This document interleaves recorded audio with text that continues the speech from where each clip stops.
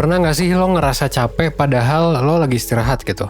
Dan mungkin kondisi lo ketika lo capek itu, lo lagi rebahan sambil scrolling HP. Tapi lo nggak ngerasa bahwa diri lo tuh ke-charge gitu, atau nggak ngerasa bahwa lo tuh beristirahat. Malah rasanya kayak hampa banget gitu hidup, dan lo mungkin nanya ke diri sendiri, kok hidup gue kayak gini-gini aja ya? Dan kalau lo ngerasa hal yang gue gambarin tadi adalah hal yang lo rasain, berarti lo ada di video yang tepat, karena di satu video sebelum tidur kali ini, gue bakal ngejelasin apa yang terjadi, dan gimana caranya supaya lo bisa beristirahat dengan baik.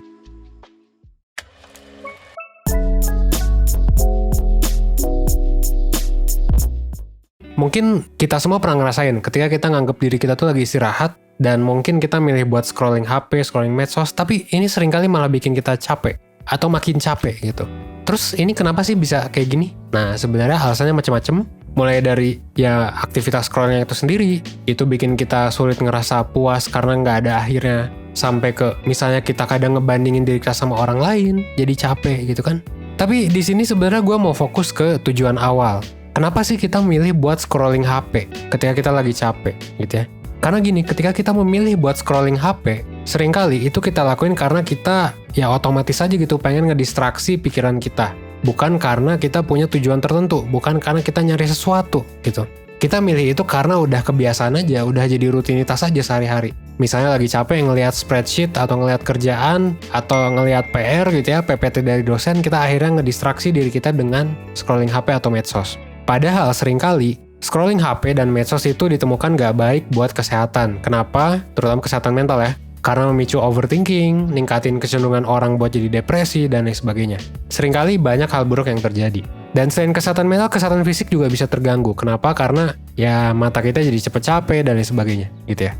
Nah, kalau lo ngerasa kayak gini, sebenarnya lo nggak sendirian. Kenapa? Karena ya banyak yang ngerasain kayak gitu, termasuk gue juga gitu ya. Apalagi gue kerja di ya ngurus 1% kan media sosial gitu ya, termasuk ke YouTube juga. Jadi basically gue harus update sih sama berbagai macam hal. So, tapi tenang aja gitu ya, karena kita semua ngerasainnya. Terus gimana gitu? Gimana kita bisa nyelesain masalah ini? Dan mungkin menggantinya dengan aktivitas lain. Terutama aktivitas yang kita tuh mindful ngejalaninnya, yang ada tujuannya atau purposeful activity.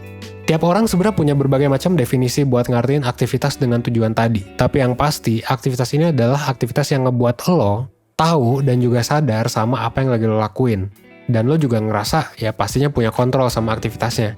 Nggak otomatis tiba-tiba lo megang HP terus lo buka IG terus scrolling gitu ya.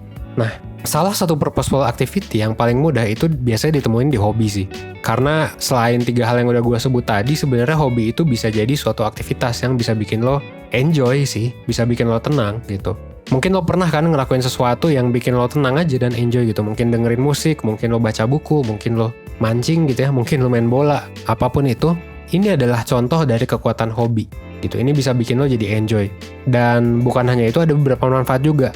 Contohnya, kesehatan fisik lo jadi lebih baik. Ya biasanya kualitas tidurnya lebih optimal, biasanya fungsi organ tubuhnya jauh lebih baik daripada orang yang nggak punya hobi. Nah, masalahnya lo punya hobi nggak nih? Gitu. Kalau nggak punya bisa dicari ya. Kenapa? Karena hobi yang ngelibatin fisik kayak jogging, olahraga itu pasti bakal kontribusi ke fisik yang lebih sehat. Kalaupun yang santai, yang rekreasional juga sebenarnya bisa bikin kesehatan fisik membaik. Karena poin yang kedua, kenapa? Lo jadi nggak mudah stres. Kadar stresnya jauh lebih rendah. Kenapa? Karena aktivitas ini membuat kita rileks gitu. Dan kayak kalau kita ngejalanin hobi, seringkali ditemuin ini kan bisa ngurangin level stres ya.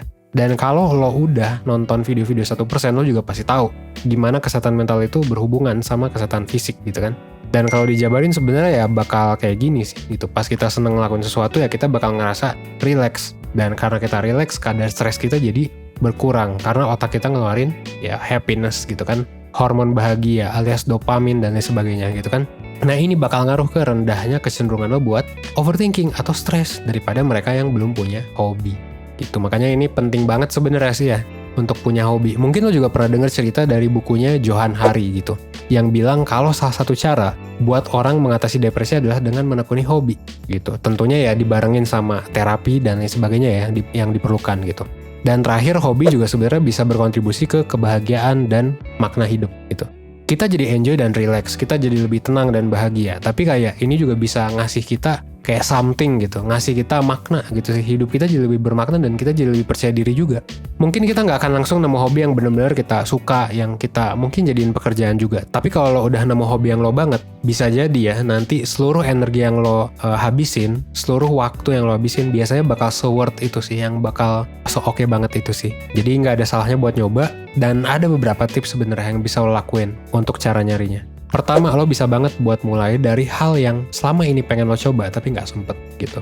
Jadi kalau lo kepikiran lo pengen, misalnya gue nggak tahu ya traveling kemana gitu, atau kayak gue nggak tahu lo mau ngelakuin apa, mau masak atau apa, ya lakuin aja. Biar lo secara aktif nyoba hal yang selama ini cuma ada di pikiran lo.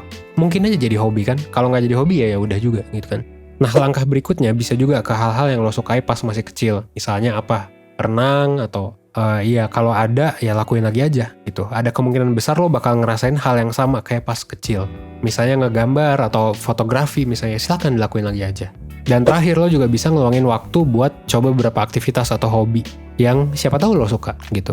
Balik lagi sih ke poin nomor pertama. Kadang kita harus nyoba aja gitu sesuatu yang mungkin ya kita pikir nggak akan suka, tapi ternyata pas dicoba suka gitu ya.